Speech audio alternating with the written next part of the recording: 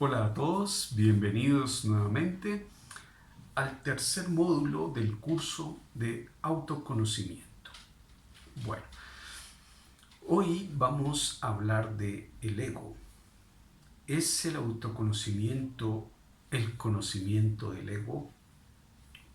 Bien, empecemos. ¿Qué es el ego? ¿Cuándo aparece el ego? ¿Para qué sirve el ego? ¿Por qué hay ego? Bien, para explicar esto, creo que es importante ver las perspectivas que hay sobre el ego. Y creo que hay dos perspectivas que nos pueden servir.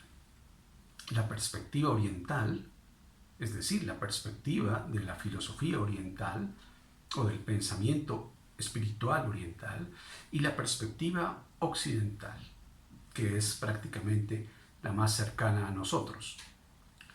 Empecemos por la perspectiva occidental. Desde la perspectiva occidental, pues hay muchos pensadores, pensadoras que ya han reflexionado sobre el ego. Y, en términos generales, el ego es más bien una experiencia positiva del ser y necesaria. Por ego se entiende una primera experiencia de individuación o de separación. Y digo experiencia porque en estos primeros momentos no hay todavía un lenguaje y como tal una conciencia. Es decir, parece que la conciencia, desde la perspectiva occidental, aparece cuando se desarrolla en el ser humano el lenguaje. Entonces, vamos a hablar del origen del ego y desde Occidente, digamos, podemos entender que, por ejemplo, el feto se siente precognitivamente, prelingüísticamente, en unidad con su madre. Incluso las primeras semanas hay esta unidad con ella. Un contacto visual, un contacto corporal, una sensación de afecto, de seguridad. Todavía no hay separación. Eh, por eso es que cuando un bebé llora, se puede producir un efecto en cadena y otros bebés lloran. Es decir, hay una sensación de unidad. Poco a poco, el niño va separándose de su madre, va comprendiendo, o perdón, mejor, sintiendo que aquel que tiene frío, que tiene sed, que tiene hambre, pues es él. Son los primeros atisbos de la conciencia, la preconciencia, si se quiere, o la protoconciencia. Pero la protoconciencia comienza, según Occidente, con el ego, con esa posibilidad o esa potencia que tiene el ser humano de poder diferenciarse. Ok, ¿cómo evoluciona esto en Occidente? ¿Cómo es que ahorita hablamos tranquilamente del ego como si fuera una cosa negativa si tiene un origen positivo? Pues bien, esta experiencia primaria, digamos, evoluciona de tal forma que puede deformarse, distorsionarse. Sin embargo, hay una línea en filosofía donde el ego se vuelve, digamos, una experiencia positiva hasta Descartes y Kant. Por eso en Kant encontramos el famoso ego trascendental y en Descartes el famoso yo pienso. Esto es positivo. Es positivo, ¿por qué? Porque se trata de un ego, de una experiencia subjetiva, emocional, si se quiere, afectiva, sensual, que evoluciona en una experiencia cognitiva y que Kant llama trascendental. Trascendental porque trasciende la experiencia. Es un ego que ha evolucionado en conciencia, en autoconciencia. En Descartes, este ego se vuelve el yo pienso como un ser estrictamente racional, ¿no? Es decir, si el ser humano pues no fuera un ser humano que piensa, pues de alguna u otra manera no pudiera no solo no saber de su existencia, sino de la existencia de otros y de la naturaleza. Por eso el yo pienso, y en latín yo se dice ego, por eso he aquí un concepto positivo del ego.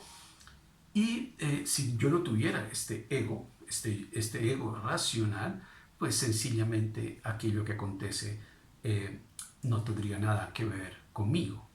En Kant, el ego es donde se enlazan todas mis representaciones. Es la conciencia que se da cuenta que aquello que sucede es conmigo. Como en el niño, aquel que tiene frío, sed, hambre, pues es él, ¿no? Bien, ¿cómo ha evolucionado esto de tal forma que ahorita hablamos de un ego negativo? Pues bien, en Descartes el racionalismo pues puede volverse dogmatismo hasta el punto en donde en las meditaciones metafísicas, por ejemplo, Descartes invita a dudar de todo. Incluso ve por la ventana y hay unas personas y él dice, esas personas pueden ser máquinas, ¿no? No pueden ser humanos. Lo más certero es que yo soy gracias a que pienso. En Kant, precisamente, si no hubiera una razón como un centro de comando, digamos, o como un centro de nuestros actos y de nuestras experiencias, pues acontecería la locura. Entonces, tenemos una perspectiva positiva del ego. Bien. Ahora vamos a Oriente, y esto es importante porque creo que nosotros, los profesores, los seres humanos, pues hablamos por hablar y no definimos los conceptos. Todos decimos el ego, la mente, la conciencia, pero creo que es importante definir los conceptos o de qué hablamos cuando decimos ego, o decimos mente, o decimos conciencia. Bien. Algo más sobre Occidente. Hay algo positivo en el ego, que es la individuación como algo particular de un sujeto, como la singularidad, como la individualidad en el sentido positivo. Es decir, tú, pues eres tú. Sí, yo soy yo, de alguna u otra manera. Pero esto es interesante porque eso significa que no somos repetibles, ¿no? Que no somos copias, que tenemos experiencias personales y particulares, y eso hace que tú tengas unos gustos, yo tenga otros, y que esté bien así, ¿no? Dos hermanos que se crían juntos, o gemelos incluso, de alguna u otra manera son sujetos individuales y particulares y deben ser respetados en su individualidad. Ok, vamos ahora a Oriente. ¿Y por qué en Oriente el ego es más bien la causa del sufrimiento? Estoy hablando de Oriente, de aquellos pensadores o pensadoras que se dedican a las prácticas espirituales. Es decir, en Oriente también puede haber personas que no practican lo espiritual, como en Occidente personas que practican lo espiritual. ¿Y cómo todo esto tiene que ver con el autoconocimiento? ¿No? ¿Es el autoconocimiento una práctica espiritual? Bien, el hecho es que es una reflexión sobre nuestra vida y una reflexión sobre nuestro ego. ¿Por qué? Porque en Occidente, y creo que esto viene más bien de Oriente, en Occidente tenemos que la palabra ego actualmente es una palabra que usamos para referirnos a nuestros malos hábitos, ¿no? Egoísta, ególatra, arrogante, un ego miedoso, el ego fumador, el yo que abusa del poder, etc. Es decir, hemos inventado, o mejor usado la palabra ego actualmente para referirnos a esa parte negativa de nosotros, ¿no? Y la conciencia, la autoconciencia, es más bien una reflexión sobre estos malos hábitos que tiene el ego. Vamos entonces a Oriente. ¿Y por qué en Oriente el ego es la causa del sufrimiento? El ego en Oriente pues es aquella sensación también de separación, pero es esta separación, es este sentirnos distinto a otros, incluso la naturaleza, lo que causa un sufrimiento, en el sentido en que el sufrimiento es un tipo de aislamiento.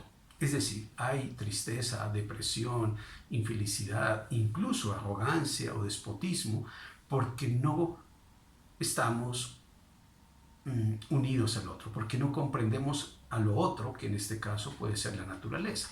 Por eso, meditar no es separarnos del mundo, como de pronto en Occidente podría entenderse la palabra meditación. En Occidente meditación es reflexión, y ahorita cerramos con eso, con cuáles son los métodos por los cuales aprende el sujeto en Oriente y en Occidente.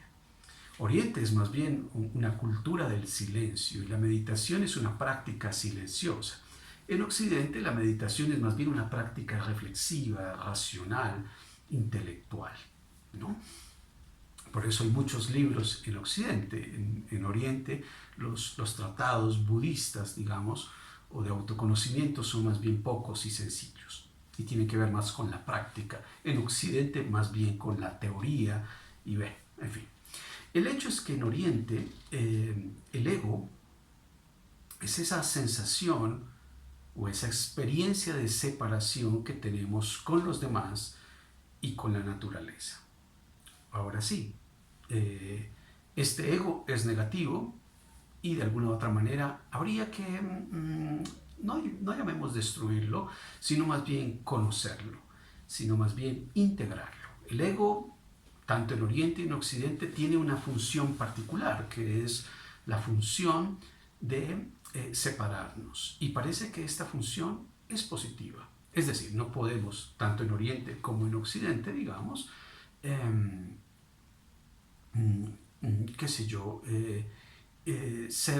insistir, por ejemplo, en vivir con nuestros padres a los 40 o 50 años, ¿no? De alguna u otra manera, no madurando. Madurar es una separación, de alguna u otra manera, de esta unidad.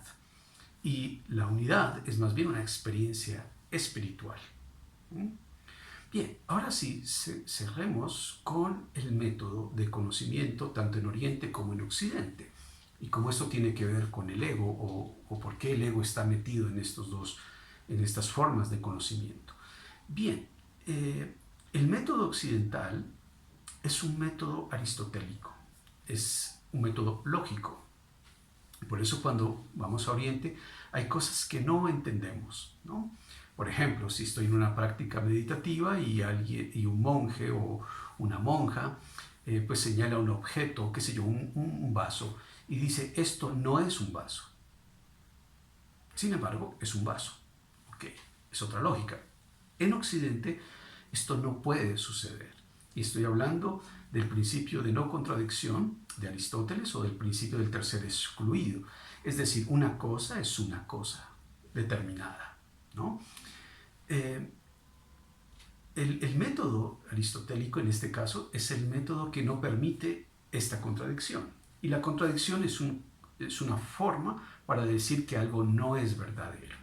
Pues una casa es una casa, ¿sí? Así de sencillo. Una planta es una planta. ¿Qué tiene que ver el ego?